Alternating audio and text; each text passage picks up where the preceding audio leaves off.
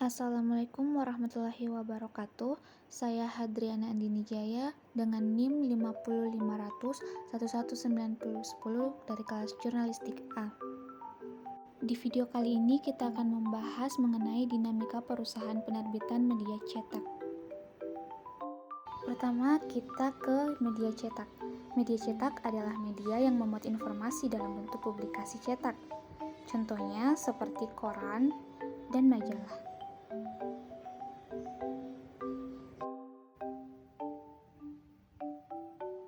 Media cetak merupakan perantara komunikasi yang paling tua di dunia.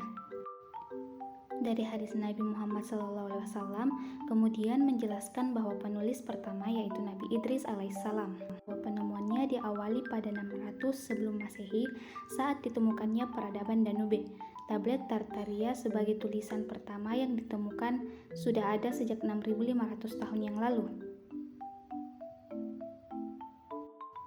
Seiring perkembangan peradaban, Johannes Gutenberg akhirnya menemukan mesin cetak pada tahun 1453 yang membawa perubahan besar karena lebih mudah untuk menduplikasikan serta menyebarluaskan tulisan dan informasi. Pada tahun 1700-an, di Indonesia sudah ada surat kabar. Semua surat kabar tidak lepas dari kepentingan politik yang saat itu mulai dari pencitraan pemerintah, pro dan kontra, pemborgolan informasi, dan sabotase komunikasi.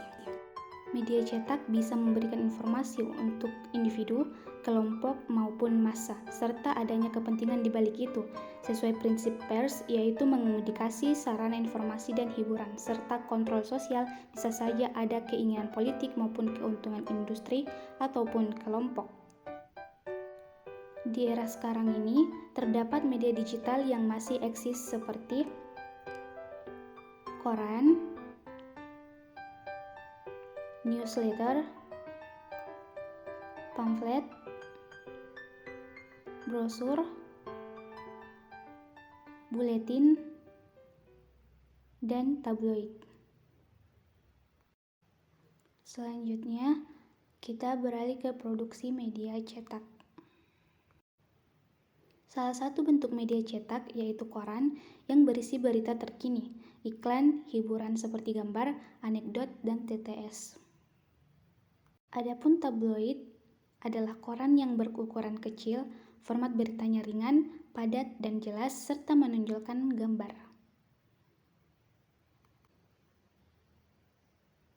Berikut ke produksi berita media cetak. Peristiwa merupakan segala sesuatu yang terjadi di sekitar kita, yang bisa dijadikan bahan berita kemudian dikemas menjadi informasi yang unik dan menarik, sehingga menarik perhatian masyarakat. Keingintahuannya bisa terpancing untuk membaca, mendengar, atau melihat sebuah berita. Selanjutnya, dinamika bisnis media cetak.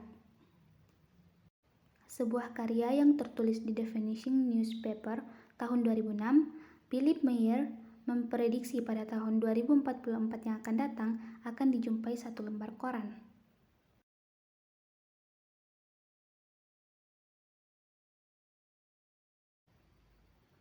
Tekanan pada media online membuat media cetak terjepit di dalam beberapa survei yang ada. Dilihat dari segi jumlah, media cetak bertambah, akan tetapi dari segi pembaca telah turun drastis dari tahun-tahun sebelumnya. Selanjutnya adalah dinamika media massa lokal dalam membangun demokratis di daerah.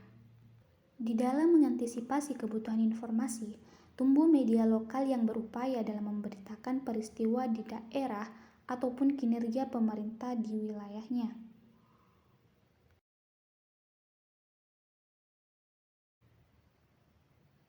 Selanjutnya adalah kebebasan informasi dan kekritisan media lokal.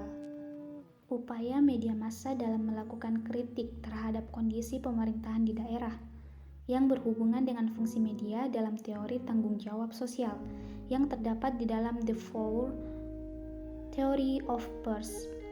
Peranan media massa dalam penyebaran informasi dan memberikan manfaat kepada masyarakat. Sekian dari video ini. Assalamualaikum warahmatullahi wabarakatuh.